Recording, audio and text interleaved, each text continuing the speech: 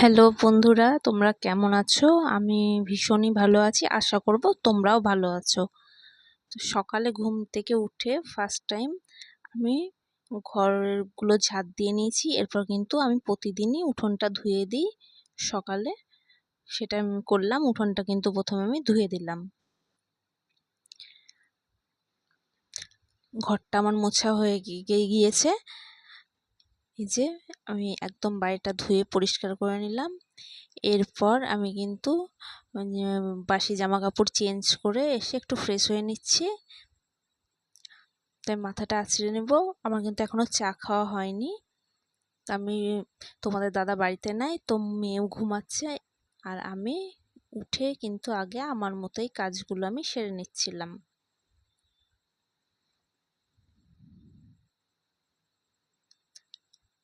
আমার মাথাটা আঁচড়ানো হয়ে গেল। এবার আমি চুলটা বেঁধে নেব। বেঁধে নিয়ে তোমাদের সাথে দরকারি কিছু কথা আমি শেয়ার করব।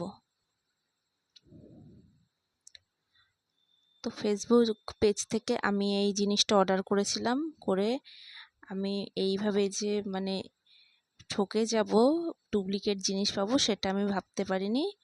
তো আমার অজান্তেই আমি এই ভুলটা করে ফেলেছি। আমার মতো ভুল কিন্তু তোমরা কেউ করো না। তোমাদের সাবধান করার জন্যই কিন্তু আজ আমি এই ভিডিওটা তোমাদেরকে দেখাচ্ছি। এই যে হলো সেই জিনিস। এই জিনিসের ব্যাপারেই কিন্তু আজ আমি তোমাদের বলবো। তো আশা করি দেখে বুঝতেই পারছো জিনিসটা কি। এইটা কিন্তু একদম ফেক। তো চলো পুরো ভিডিওটা দেখে নাও, দেখলেই কিন্তু তোমরা বুঝতে পারবে এর সম্পর্কে। প্রচণ্ড চুল উঠতো আর চুল লম্বা হতো না, তার জন্য আমি দেখলাম যে এখন ইউটিউব খুললে বা ফেসবুক খুললে এই আদিবাসী হেয়ার অয়েলের কথা। তো সেইটা দেখে আমার চুল প্রচণ্ডভাবে ঝরে যাচ্ছিলো আর আমার চুল লম্বা হচ্ছিল না বলে আমি কিন্তু আদিবাসী হেয়ার অয়েলটা অর্ডার দিই। তো আমি ফেসবুক পেজ থেকে অর্ডার দিয়েছিলাম। তো আমি কিন্তু একদম ঠকে গেছি, কারণ এই যে এইটা 499 টাকায় যে দুটো বোতল পাওয়া যায়, এইটা দুটো কিন্তু একবারে ফেক।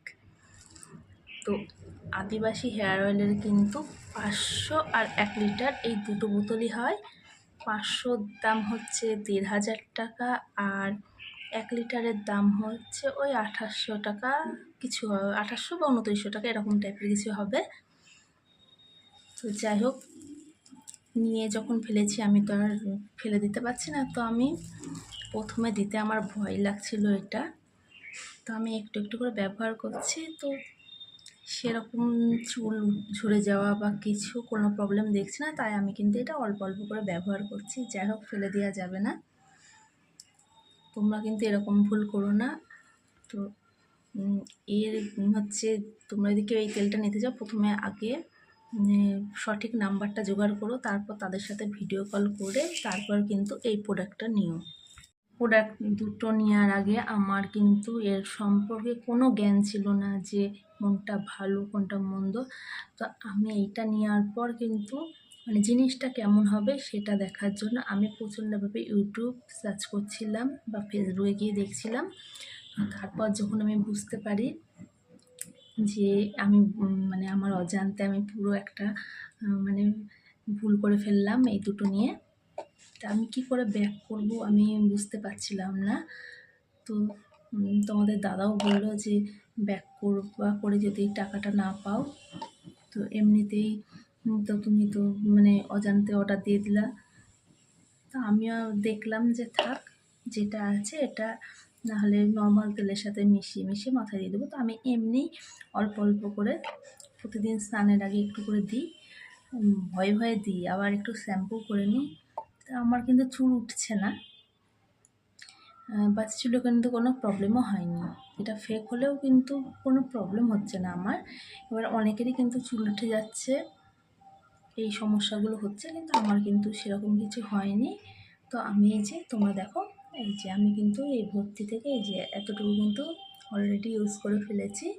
তা আমার সেরকম কোনো প্রবলেম হয়নি।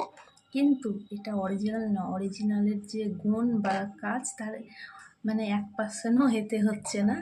টাকা দিয়ে জিনিস কিনতে ভালো লাগে যদি সেই জিনিসটা অরিজিনাল হয়। তো অরিজিনাল হোক না কেন সেই জিনিসটার দাম হোক, কোনো কিছু কিন্তু খারাপ লাগে না। কিন্তু এই যে টাকা দিয়ে জিনিস কিনে যদি এই রকম অবস্থা হয়, তাহলে আমি তো যাই হোক অনেক কষ্ট করে আমি নাম্বারটা জোগাড় করেছি।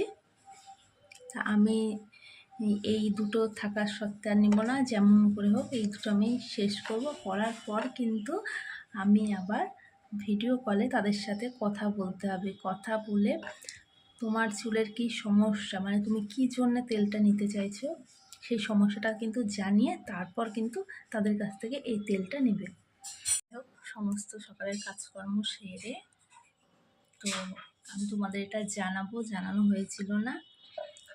তো আমি সমস্ত কাজকর্ম সেরে নিয়ে ভাবলাম আগে তোমাদেরকে এই জিনিসটা জানাই বা সাবধান করে দিই। আমি না, আমার মতো অনেকেই এরকম মানে পরিস্থিতির শিকার হয়েছে। এরপর আমি কিন্তু চা করে নিলাম আর বিস্কুট খেয়ে নিলাম। তো খেয়ে নেওয়ার পর সকালে ঘরে যে শুকনো জিনিস আছে বা মুড়ি টুড়ি আছে সেগুলোই কিন্তু আজ আমরা খেয়ে নেব। আমরা মা মেয়েতে কিন্তু আজ সকালে কোনো টিফিন রান্না করব না, একবারেই কিন্তু আমি দুপুরের রান্না করে নেব। তো আমি এখন যাব স্নান করতে। স্নানটা সেরে আসলাম, এসে এই যে ঘরে এখানে খাবার জল সব সময় থাকে সেটা রেডি করলাম। এরপর আমি চলে যাব রান্নাঘরে। তো রান্নাঘরে এসে আমি দুপুরের যা রান্না হবে, দুপুরে আজকে ডিম করব। আলুটার ডিমটা এই যে এখানে সিদ্ধ বসিয়ে দিয়ে হয়েছে। আলুটার ডিমটা সিদ্ধ হোক, ততক্ষণে আমি সব পেঁয়াজ রসুন এগুলো কেটে রেডি করে নিই। আমি এখানে আলু আর ডিমটা সিদ্ধ বসিয়ে দিলাম। আর ঘরে দেখলাম একটু মিষ্টি কুমড়োও আছে, এটাও আমি সিদ্ধ দিয়ে দিলাম, এটা খাওয়া হবে। আর আজ রবিবার, মেয়ে স্কুল নাই। সকালেও বসেই ছিল, আমি বাতাবি লেবুটা কেটে দিলাম। আমি ওকে বললাম তুই আস্তে আস্তে এটা ছাড়া। সেই মধ্যে আমি কিন্তু রান্নাটা সেরে ফেললাম। তো রান্নাটা সেরে ফেলে দেখি ফ্রিজটা নোংরা হয়েছিল। তো ফ্রিজটা সব জিনিস ফাঁকা করে একে একে বের করে দিয়ে কিন্তু আমি ফ্রিজটা পরিষ্কার করে নিলাম। তো ফ্রিজটা পরিষ্কার করার পর কিছুক্ষণ এইভাবে খুলে রাখলাম। আর ফ্রিজের এই জিনিসগুলো কিন্তু নোংরা হয়েছিল। তারপর সবজি রাখার যে বাস্কেটটা সেটাও নোংরা হয়েছিল। তো সেগুলো আমি ধুয়ে নেব। তো এই যে সেই বাস্কেটগুলোই ধুয়ে নিচ্ছিলাম। তো আজ ভিডিওটা এইটুকুই। আমার ভিডিওটা ভালো লাগলে আমার চ্যানেলটা তোমরা সাবস্ক্রাইব করো।